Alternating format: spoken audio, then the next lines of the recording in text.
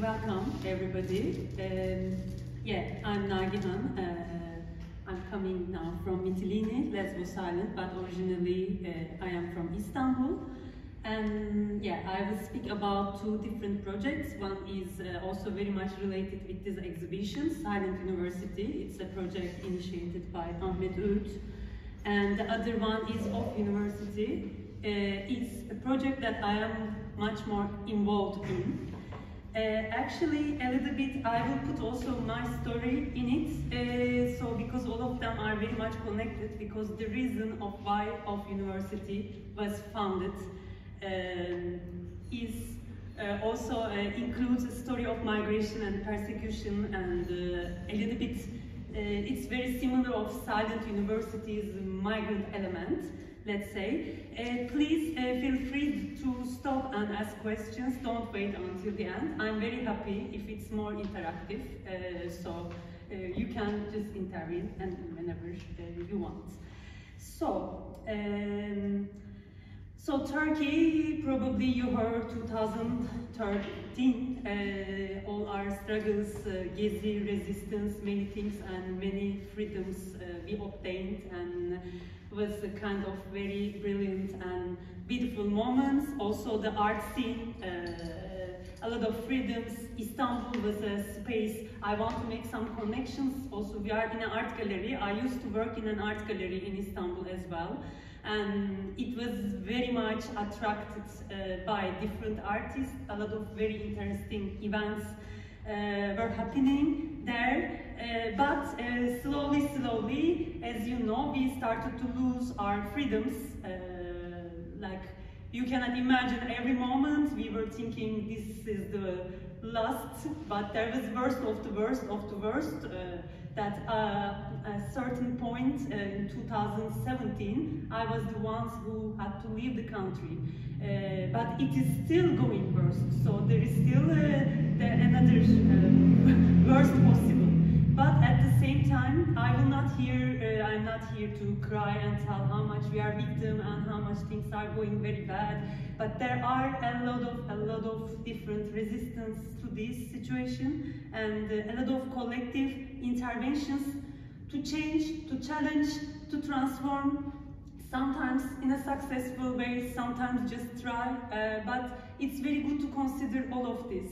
And Off University was one of that. Especially, you maybe heard about Academics for Peace. Like everything started, Turkey was bombarding Kurdish cities in a very hard way. There was a war situation. Still before this, okay, maybe I need to speak also about this. Like this freedom movement that I was talking to you, that it includes also a Kurdish peace process, which was very important for Kurdish autonomous art. A lot of, in Kurdish regions of Turkey, a lot of art conservatoires for different sections like cinema, theater, music in own Kurdish language. Like the autonomous element of Kurdish resistance was already established in art. I can really tell you without any doubt about this. And there was the explosion of new stories are coming that we never heard before about what happened in Turkey in 90s. And we were in a, like, okay, peace already is coming. Also, Kurdish political party was having more strength, and like we were thinking, okay, things gonna be better. But there was a moment in which everyone started to talk about this.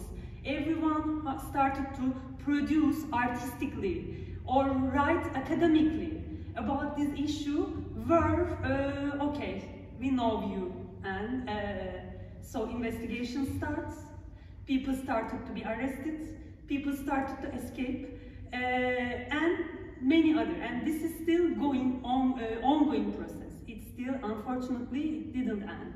But to be honest, yes, they were a little bit good in making many people a little bit afraid, and a lot of censorship and self-censorship.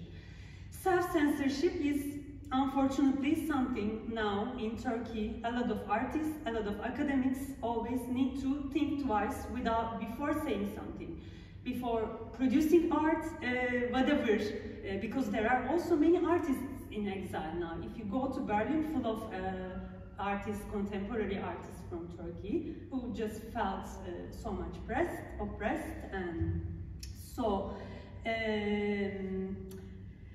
Right.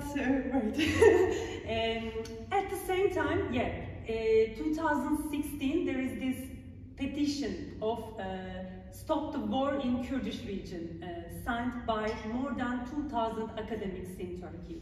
This is the moment where many of them were fired from their jobs, many of them's passports they were taken, and many of them are banned from traveling because of this, arrested, and people started to escape. And what happened? Some of them remained in Turkey, they lost their job, they lost all the possibilities they had, they lost their students. And so Off University, the project that I am part of, I am also a board member now, is founded to support these academics. In which way? In a way that we have an online platform in a very secure format. So because our base is in Germany, and IP address, whatever you access, you are not visible there, and the students can be part of this platform in an anonymous way, without like saying. So in this way, they are also not criminalized to participate. And mostly we try to include classes that they are considered like difficult topics, like critical peace studies, Kurdish literature, this kind of like the topics that now in Turkey a professor wouldn't be comfortable to share. So it is also one part includes academics who migrated to Germany or other universities.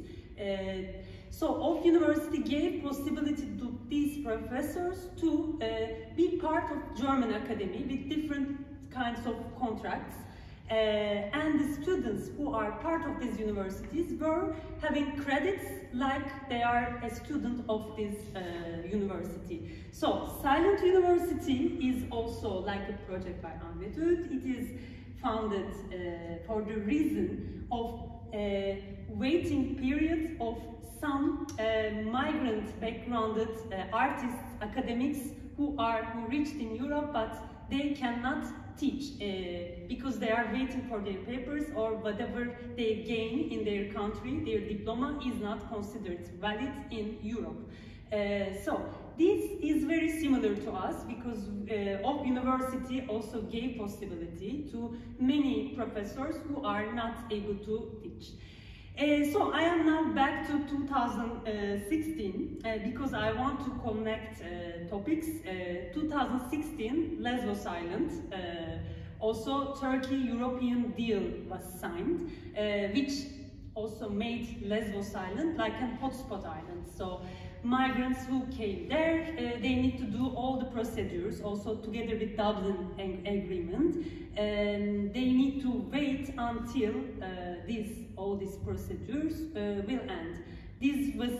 Now it takes 6-7 months, but back then it was 2 years, 3 years, sometimes even more. And what's happening during this time? People, like really all the conditions, like I'm not talking now how much the camp is bad, how much this bad and that, but psychological torture to people that they are waiting and they feel themselves useless. Like we are talking about exploitation of migrant labor, but we are not even there. There is not even exploitation because time is suspended and people are just waiting. Shahram Khosravi is an Iranian anthropologist, have very interesting writings about this waiting and how much waiting creates hierarchy between people. So in Western neoliberal economy or life, capitalistic life, time means producing. So you need to use your time in the best way to produce more possible, so you are a good citizen and you are someone who is useful to this economy.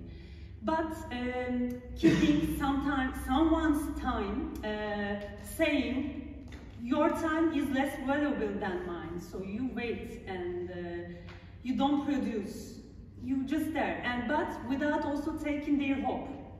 One day it will all will be good. So also you take your hope, but don't exaggerate. It's like a real psychological torture, I can say.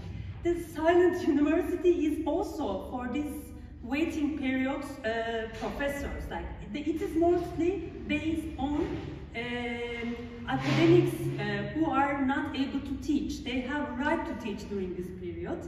But what are we talking in Lesvos is people. Educational right, all their access to academy is also blocked during this waiting time. But what is also in the island at the same time? Different solidarity movements, which are very good, which I learned a lot from all these very grassroots collective initiatives. At the same time, a lot of Western NGOs who are getting profit of this situation. So this is something maybe very much interesting we need to speak about. I will mostly speak about the art institutions, that they are Western art institutions on Lesvos who are working for migrants, which kind of problems they are in this. So one problem, maybe let's first of all say this. Migrants doesn't have right to self-representation when they are there, like especially with video and film, because it is forbidden for them to film their life, to film their situation, because also it is border zone, and in the border zone it's legally forbidden, but they are putting more and more new rules in order to avoid that they are filming their life in any way. And it is very much also, it has, like I was a little bit working on French colonies. This was also ruled during the French colonies that people living under the colonies, they don't have right to film. So only others, Westerns, they can film them, because camera is like a way to control their, if they are working well, if they are good people, they're under control. So this is a very similar thing is repeated here, but there are ways, of course, that I am telling this, but then I will also show how there is a way to escape from these rules. The other thing, art institutions for migrants. This was for me the most shocking thing in on the island, because like coming from Turkey, when we are talking about art of oppressed, we always think about how we will resist with art, how we will resist with image, how we will... Then I came here and I saw different NGOs, and they were always saying, marketable, we will create marketable skills for you. We will make you good for European economy. Like this kind of slogans, like to create this talent migrants, which is good and which can be productive for neoliberal economy. This was something very much shocking. Also, there is one more paternalistic factor in this, that mostly this kind of discourses, like these people are coming, they are very ignorant. They never even took a pen in their life, and we are showing them art, we are teaching them art. They are hungry to education, and we are the ones who are, you know, that in a different way, you see like solidarity. Okay, they are showing solidarity, but repeating some colonial mentality. Unfortunately, like I want to change my idea to not to be so radical against, but I saw a lot of ugly examples years after years. But for sure, there will be also good ones. Like not only this, I also want to say this. So, also, in the academia, the representation problem in the academia. This was also one of my biggest problem, greatest problematic. And that's why I also designed the course that I teach in University. A problem of, like, we are talking about migration studies, but migrants involved in migration studies are like passive and silent people, and there is an ongoing traffic of some academics coming on the island, interview people, and taking from their stories, some extracting some data from their stories and going back. And this is like the ongoing thing, and there is no any small change. Like they are reproducing the same situation from Western academia, while these people, some of them never had the chance because of the conditions and because of this waiting and illegalized, like they are not illegal, but a system says them you are illegal, and they don't allow them to continue to produce knowledge for themselves. So someone else, like they are doing art from their life, or producing or pushing them to do nicely neoliberal art, at the same time, also on the academy, another border is built between researcher and research. Same age people, like 20s German, is coming to the island to interview the same age person. No dialogue, no any potential to political discourse, but only data extraction. So these were like from all these things we designed some courses. So maybe it's time to start to speak about it.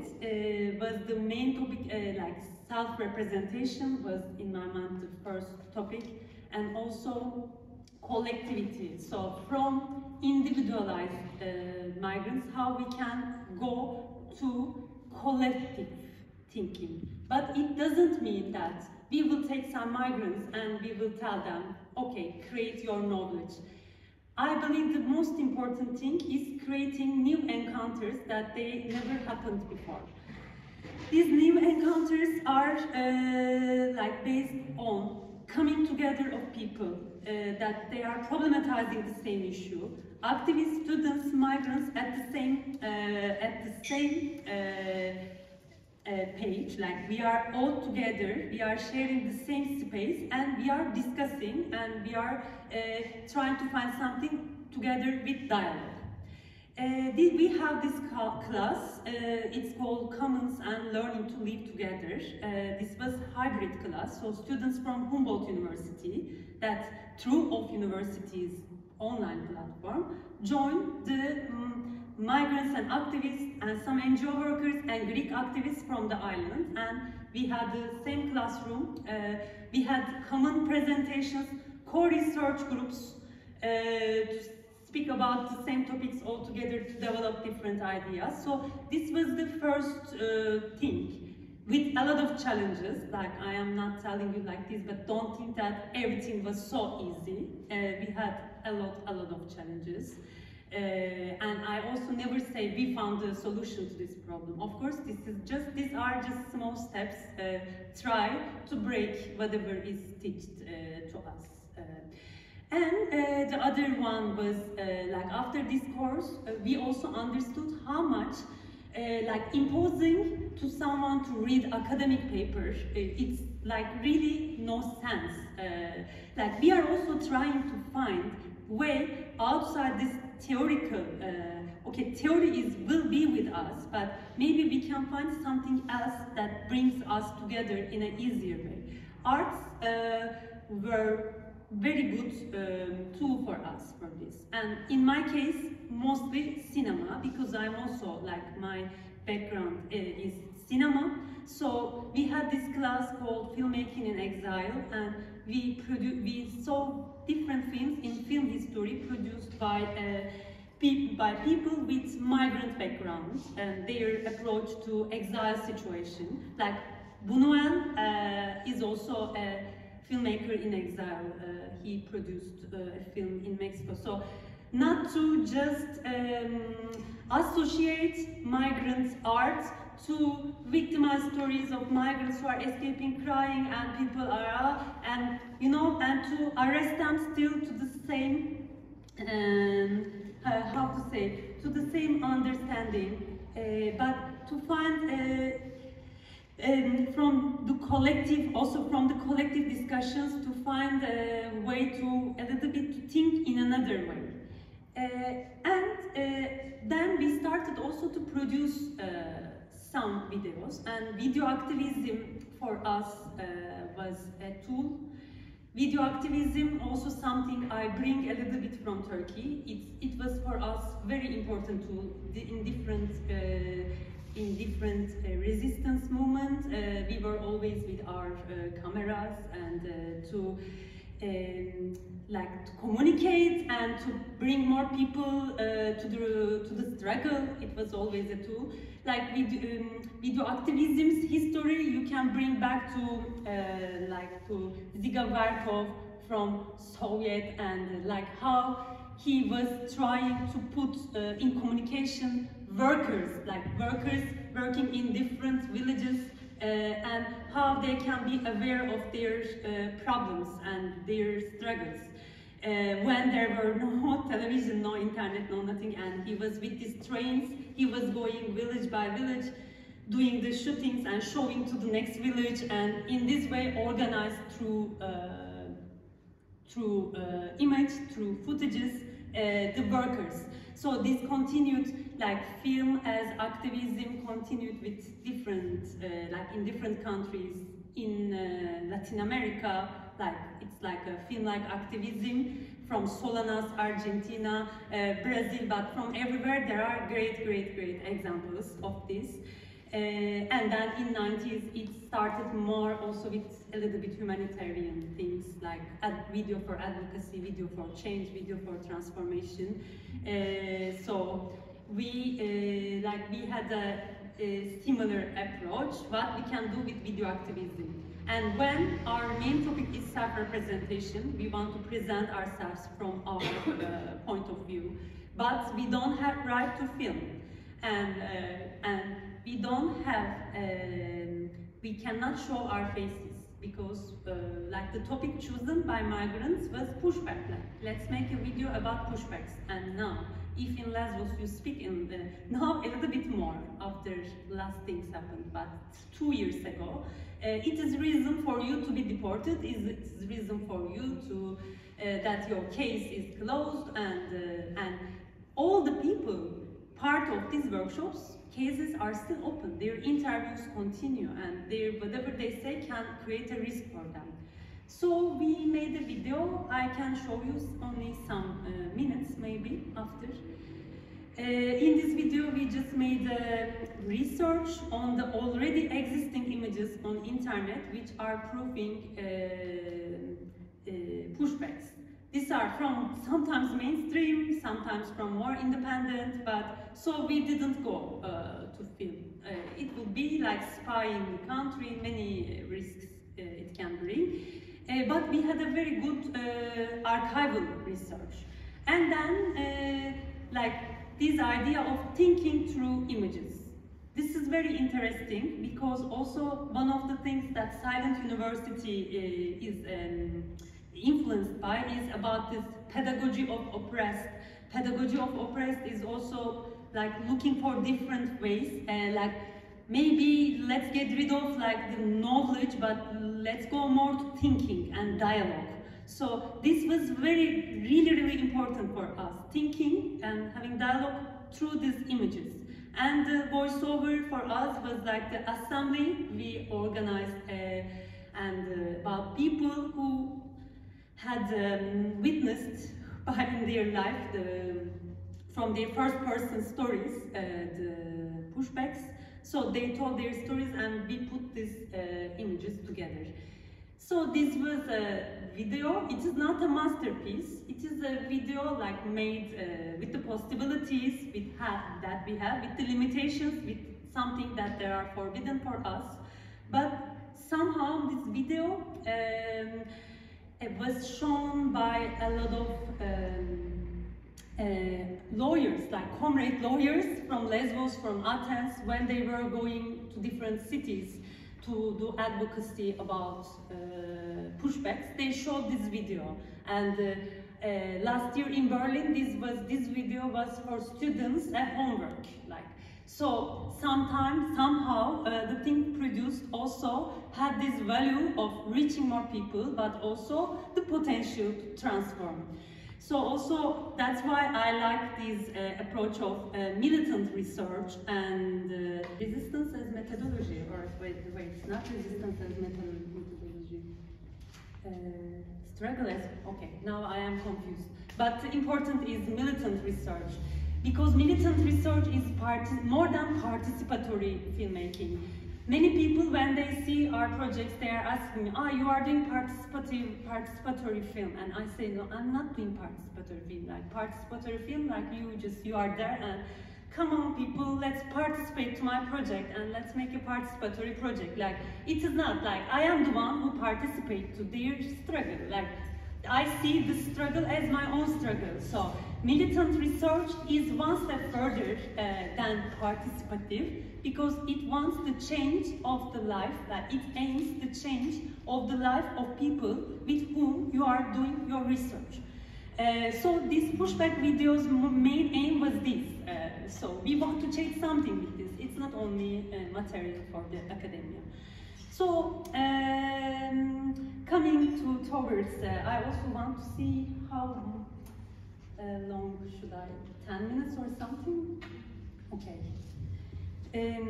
I want to, maybe, this was one of the things I wanted to say in the beginning, like all these things, like silent university or our approach, I see as the way of autonomy of migration. Autonomy of migration is interesting topic. It's very much also like everyone is talking about this. I care a lot about it. It a little bit takes its roots from autonomist Marxism, and it's mostly spoken about border crossings, like whatever you may militarize the borders, but there are autonomous strategies that migrants will have to cross. Like it is mostly, it's used mostly in these border struggles.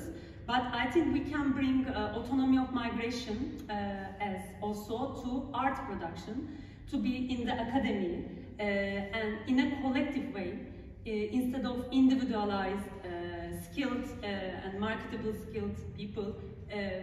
We can bring in another level all this. And like autonomy of migration, a little bit it's a refusal of someone who tries to control you. Like as Agamben says, to reduce you to bare life, to life like with the basic biological needs and waiting, but you are just having your own agency in saying I can change this, or I can exist in all this. I am existing, and my existence is my resistance. And it is very much also like Kurdish autonomous. I started with this, like a Kurdish autonomous art is also something like this. So yeah, like to put yourself as a constitutive power in all this labor, capitalist labor relationship, put yourself as a transformative and productive and creative individual and collective to change. So these are all different autonomous, like Silent University. Like Silent University's manifesto is very interesting. Now it's a little bit small, I think, but I really, now I will not read. Should we make, maybe you can just check after, because it looks like a lot. We, of university, we never had a manifesto like this, but everything a little bit like with discussions, but it is very interesting. So difference, I will also, because it is, the topic is comparing the two, I can say that in Silent University there is one thing. It is like giving back the status that refugees had in their own countries, in their original countries. They had their career, and giving them back this when they are here. But in our approach, we don't care about previous career. We really don't care, and whatever you are, you please come. This is the most important thing. Also, in our classroom, we were full of different people. They were NGO workers, they were Europeans who were always calling themselves, we are privileged citizens, migrants, and important thing was like to get rid of this fixed identity that they are imposing on you, and to let's try to get rid of whatever is load on us. Really shocking for me. Another thing, like because always we are saying, okay, migrants are silent, and like all the knowledge, like our main critics is coming, the knowledge is coming from Western academy. But when in the same classroom, a 20-year-old German student found himself or herself together with 20-year-old migrants, as a student, like it's not, you don't need to interview, it is your classmate and you need to discuss with this person. Like every time, like the Western student was starting the sentence saying, I am very sorry, I know that I'm Western, I have privilege, and I am the worst, I am this, but can I still speak? You know, like it was apologizing from the migrant because he's speaking. But it's really not the thing we want to do. We are not doing polarizations. We are not saying to migrants in that classroom, you are the representative of migrants, and you are representative of Westerns to the others. So the important thing is really to get rid of whatever, because borders are between the countries, but borders are wherever, also in the academy, to put the two people from different parts. One is interviewer, the other one the interviewed, to change this hierarchy also in the academy. The aim is, in order to do that also between teacher and students, between West and East, migrant, undocumented, documented, and legal, illegal, whatever, just be us. And this is the collective spirit, and this is what we like more. Yeah, I think I said everything. Yeah, that dialogue instead of hierarchy. This is important thing. Instead of, really believe me, this is really causing a lot of magical things. To have this common and to see the knowledge as our commons. Knowledge can be our commons also, instead of something produced by top. Like we can appropriate knowledge production and thinking together. Yeah. So, do you want to see some minutes from the film, or? Yeah. Okay. So also one of the things we made is this multilingual dictionary. It's the language spoken in the camps. So we like made as a co-working group for people, and it also documents the resistance in the camp and also the language created by migrants in order to avoid police or find different ways to communicate. It's if you want to have a look, I will just leave it. And there is also PDF available. Yeah, and I have some copies if someone is interested. I can also give. And I show some minutes from. امروز همگی ما اینجا جمع شدیم که با همدیگه در مورد پوشبک و تجربه‌ای که هر کدوم از ما جدا جدا داشتیم صحبت کنیم. نحن مجموعة من الناس اللي واجهوا العودة ترحيل عبر البحر أو دفع القوارب عبر البحر. نحاول نحكي في هالموضوع، نشوف شو اللي لازم يتعمل منشان ما يصيرش مرة تانية، ما تصيرش مرة تانية هالشغلة.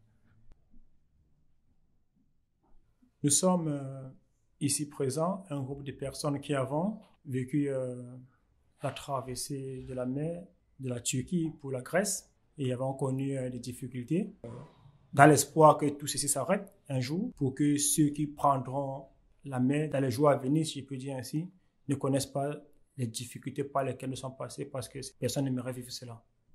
برای اول ما میخوایم در مورد پوشبک یکم صحبت کنیم، بگیم پوشبک اصلا چی هست.